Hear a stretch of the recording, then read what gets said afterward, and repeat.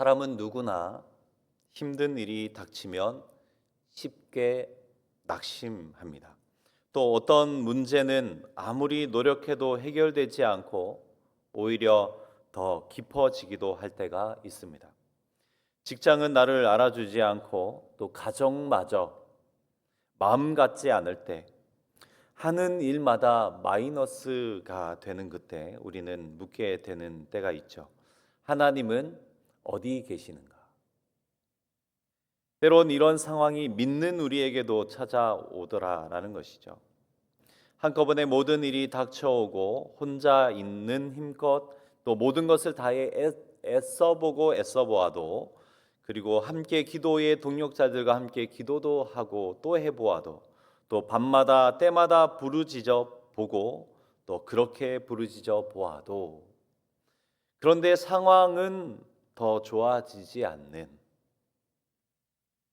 그런 때에 누구나 이렇게 하나님께 질문할 것입니다. 하나님, 왜 아무 대답이 없습니까? 오늘 본문은 바로 이런 상황 속에 있는 우리에게 주시는 하나님의 선언입니다. 나는 여호와이니라. 모세는 지금 이스라엘 백성을 이끌라 하신 이 하나님의 명령을 받았지만 바로는 더 완강해져 있고 백성은 더 큰 고통 가운데 있게 되었습니다. 모든 백성들은 모세를 원망하기 시작했고 또 모세는 하나님을 향해서 따졌던 것이죠. 5장 22절을 보시면 모세가 여호와께 돌아와서 아뢰되 주여 어찌하여 이 백성이 학대를 당하게 하셨나이까? 어찌하여 나를 보내셨나이까? 그때 하나님은 다시 선포하며 말씀하십니다. 본문 2절을 한번 보시면 하나님이 모세에게 말씀하여 이르시되 나는 여호와이니라. 나는 여호와이니라. 곧 여호와 하나님은 스스로 계신 분이시기에 그분의 뜻과 계획은 어떤 상황과 환경에도 구애받지 않는다라는 선언인 것이죠. 그분의 뜻은 반드시 이루어진다라는 선포인 것입니다.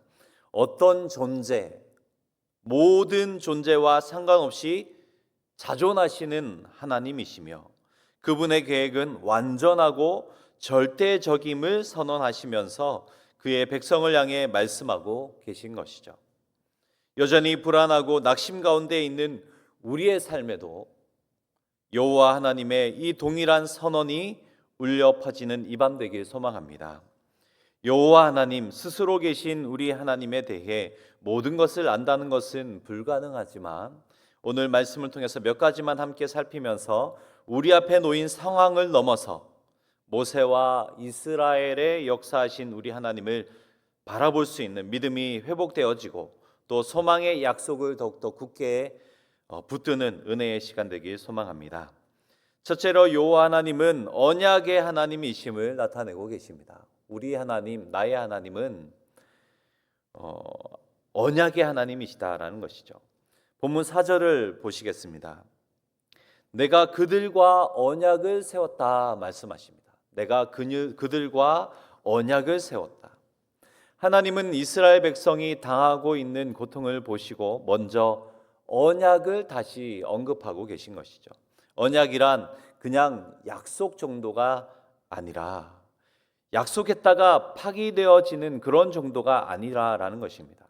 스스로 계신 여호와 하나님께서 친히 스스로 책임지시는 그런 약속인 것이죠. 사람끼리의 약속은 상황에 따라 바뀌고 또 깨질 수 있지만 하나님이 하신 이 언약이라는 것은 절대 바뀌지도 깨어지지도 않는다라는 것입니다. 하나님은 오래전에 아브라함과 언약을 맺으셨습니다. 창세기 17장 7절에서 하나님은 이렇게 말씀하셨습니다. 내가 내 언약을 나와 너 및 내 대대 후손 사이에 세워서 영원한 언약을 삼고 너와 내 후손의 하나님이 되리라. 이 언약은 단순히 땅을 주시겠다는 정도가 아니라 너는 내 백성이 되고 나는 너의 하나님이 되겠다라는 이 관계의 약속인 것입니다. 곧 내가 끝까지 너를 책임지겠다. 아브라함과 그의 후손을 끝까지 책임지시겠다라는 하나님의 뜻, 하나님의 마음인 것이죠. 어찌됐든 하나님의 약속을 믿고 여기까지 달려왔는데, 하지만 현실을 보면 지금 이스라엘 백성은 애굽에서 더 크고 고된 노역에 시달리게 되었음을 우리는 지금 보고 있는 것입니다. 그때 모세가 하나님께 여쭈었죠. 하나님, 어찌하여 이러한 절망적인 상황이 더욱더 심하여지고 더욱더 심하게 쌓여지고 있는 것입니까? 언약은커녕 하나님이 정말 살아계시는가 싶을 정도로 상황은 절망적인 것이죠. 그런데 이러한 상황에 중요한 것이 있습니다. 여호와 하나님은 결코 언약을 잊지 않으셨다라는 것입니다. 언약을 잊으신 적이 없다라는 것이죠. 2장 24절에서도 말씀하셨습니다. 하나님이 그들의 고통 소리를 들으시고 하나님이 아브라함과 이삭과 야곱에게 세운 그의 언약을 기억하셨다. 사람은 잊을 수 있지만 하나님은 언약을 잊지 않으셨고 친히 기억하시고 그 언약을 이루시기 위해 모세를 부르셨고, 또 그 언약은 절망적인 이 상황 가운데서도 성취를 위해 계속해서 진행되어지고 있다. 다시 한번 모세에게 선언하신 것입니다.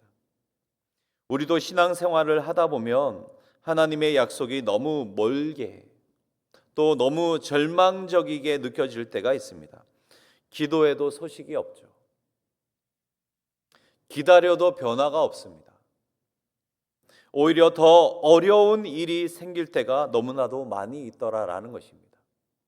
그럴 때 우리도 동일하게 모세와 같이 또 이스라엘 백성들과 같이 이런 생각이 든다는 것이죠. 어찌하여 이 절망적인 상황이 여기서 끝나는 것이 아니라 더욱더 절망적이 되는가? 하나님이 나를 잊으신 것은 아닐까? 하나님이 우리를 잊으신 것은 아닌가? 하지만 하나님께서 지금 분명히 말씀하고 계신 것이죠. 아니다라는 것입니다. 하나님은 결코 우리를 잊지 않으셨다라는 것이죠. 왜냐하면 오늘 저와 여러분도 여호와 하나님의 언약의 백성이기 때문입니다. 하나님은 스스로에게 맹세하신 그 언약을 따라 지금 또 우리의 인생을 스스로의 그 약속을 지키시기 위하여 지금 또 행하고 계시고 지금 또 우리의 인생을 이끌고 계심을 믿으시기 바랍니다. 신약에 와서 하나님은 예수님으로 말미암는 새 언약을 통해서 그분의 신실하심을 분명하게 우리에게 보여주셨습니다. 누가복음 22장 20절에서 예수님은 마지막 만찬 자리에서 이렇게 말씀하셨죠. 이 잔은 내 피로 세우는 새 언약이다. 이 잔은 내 피로 세우는 새 언약이다. 여호와 하나님은 그분의 신실하신 약속을 우리에게까지 이루시기 위해 독생자 예수님을 십자가에 못 박으셨죠. 그래서 예수님은 이 잔은 내 피로 세우는 새 언약이다 미리 말씀해 주셨습니다. 우리가 알 수 있도록. 그리고 그 십자가를 통해서 우리에게 그 신실하신 언약을 이루어 주셨습니다.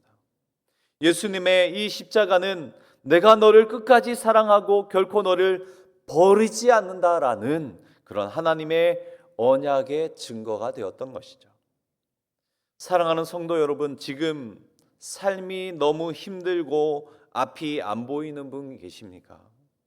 그래서 하나님의 약속이 나와는 상관없는 것처럼 그렇게 느껴지는 분, 그래서 더욱더 멀게만 느껴지는 분이 계십니까? 그러나 기억할 수 있길 바랍니다.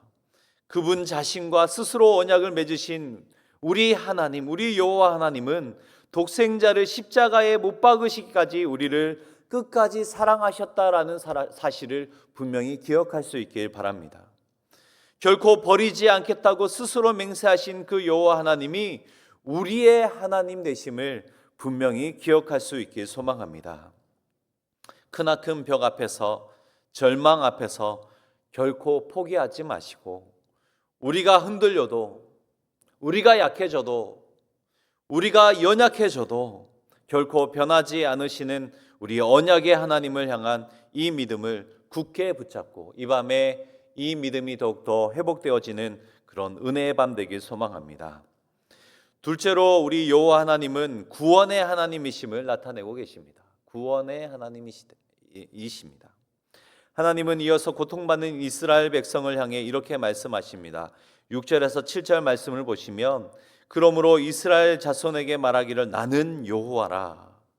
내가 애굽 사람의 무거운 짐 밑에서 너를 빼내며 그들의 노역에서 너희를 건지며 편팔과 여러 큰 심판들로서 너희를 속량하여 너희를 내 백성으로 삼고 나는 너희의 하나님이 되리니 나는 애굽 사람의 무거운 짐 밑에서 너희를 빼낸 너희의 하나님 여호와인 줄 너희가 알지라. 하나님은 자신을 단지 내가 언약을 기억하고 있다, 나는 그러한 사실을 기억하는 그런 하나님이다 라고 위로하시는 분으로만 소개하지 않고 계신 것이죠. 그분은 실제로 구원하시는 분이시다, 실제로 그렇게 역사하시는 하나님이시다 우리에게 말씀하고 계신 것입니다. 6절에 나타난 속량한다라는 말은 값을 지불하고 건져낸다라는 의미인 것이죠. 곧 대속하는 행동을 의미하는 것입니다. 이 말은 당시 노예 사회에서 노예의 몸값을 대신 지불하고 해방시키는 것을 떠올리게 합니다. 그렇기에 이스라엘 자손들에게 말씀하고 계시는 이 여호와 하나님은 지금 단순히 그들의 고통을 덜어주는 정도가 아니라 자기 백성을 억압과 속박에서 온전하게 이제는 자유케 하고 해방시키겠다라는 하나님의 선포인 것입니다. 빼내겠다라고 말씀하고 계신 것이죠. 그러니 하나님의 구원은 단지 이 감정적으로 위로하는 그런 차원이 아니라 현실을 뒤흔드는 실제적인 구원인 것입니다. 그들의 상황을 완전하게 바꾸는, 온전하게 변화시키는 그런 실제적인 구원이 되는 것이죠. 실제적으로 억압에서 건져내고 실제적으로 새로운 자유를 그들에게 허락하는 그러한 은혜의 구원의 행위인 것입니다. 그리고 이 출애굽 사건의 구원은 성경 전체에 있어서 구원의 가장 대표적인 그림이 되고 있는 것이죠. 이 사건을 통해서 하나님은 그분이 어떤 분이신지 보여주셨습니다. 또 예수님 안에서 완전한 구원을 이루실 것을 이 사건을 통해서 미리 보여주신 것입니다. 실제적으로 이 구원은 신약에서 더 크고 깊은 차원에서 완성되어졌죠. 로마서 8장 2절을 보시면 이는 그리스도 예수 안에 있는 생명의 성령의 법이 죄와 사망의 법에서 너희를 해방하였다 말씀하셨습니다. 애굽의 노예였던 이스라엘처럼 우리도 죄와 사망의 종이었지만 우리의 어떠한 공로와도 상관없이 예수님의 십자가는 우리의 죄값을 대신 지불한 그런 구속의 사건이 되었고, 그로 인해서 우리가 영원한 자유를 얻게 되었고 영원한 해방을 얻게 되었고 영원히 노임을 얻게 된 것입니다. 은혜이죠.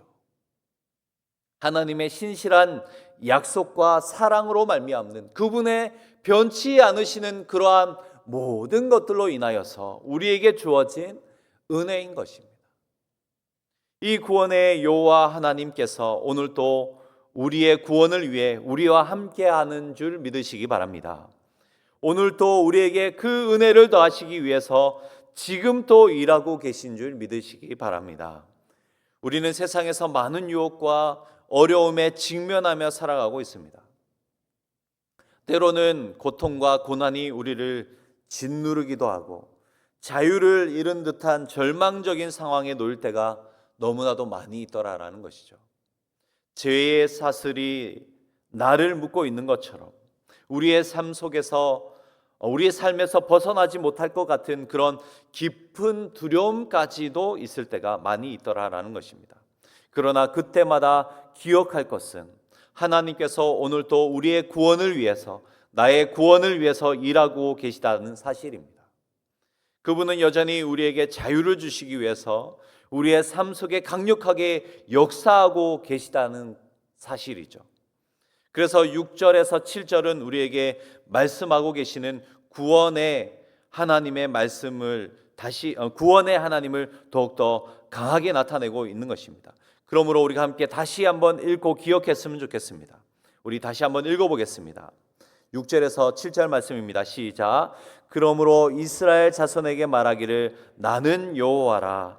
내가 애굽 사람의 무거운 짐 밑에서 너희를 빼내며 그들의 노역에서 너희를 건지며 편팔과 여러 큰 심판들로서 너희를 속량하여 너희를 내 백성으로 삼고 나는 너희의 하나님이 되리니 나는 애굽 사람의 무거운 짐 밑에서 너희를 빼낸 너희의 하나님 여호와인 줄을 너희가 알지라. 아멘. 두 번째로 살피고 있는 이 말씀을 통해서 이스라엘을 구원하신 여호와 하나님께서 오늘 또 나를 죄의 멍에와 사망의 법에서 해방시키시기 위해 일하고 계시는 그 구원의 하나님을 더욱더 깊이 만나고 이 믿음을 더욱더 굳게 세우는 은혜의 시간 될 수 있길 소망합니다. 그렇기 위해서 예수님의 십자가 은혜로 이미 구원받은 우리들이지만 그럼에도 불구하고 아직도 나를 억누르고 있는 죄의 무거운 짐은 무엇인지, 그렇게 억누르고 있는 죄의 패턴들은 무엇인지, 또 두렵고 걱정하게 만드는 구원의 하나님을 바라보지 못하게 하고 더 깊은 절망과 현실의 비참함들에 집중하게 하는 그러한 것들은 무엇인지 직면하는 것이 필요할 것입니다. 이 밤에 기도하실 때 하나님께 그 모든 것들을 맡기면서 오늘도 여전히 구원의 은혜로 인도하시는 주님, 나를 여전히 억누르는 죄와 두려움에서 자유롭게 하시고 여호와 하나님이 주시는 진정한 자유와 평안이 오늘 내 속에 내 영에 가득할 수 있도록 채워 주옵소서. 그렇게 기도할 수 있는 이 밤 되길 소망합니다. 우리 이 시간 들으신 말씀을 기억하면서 함께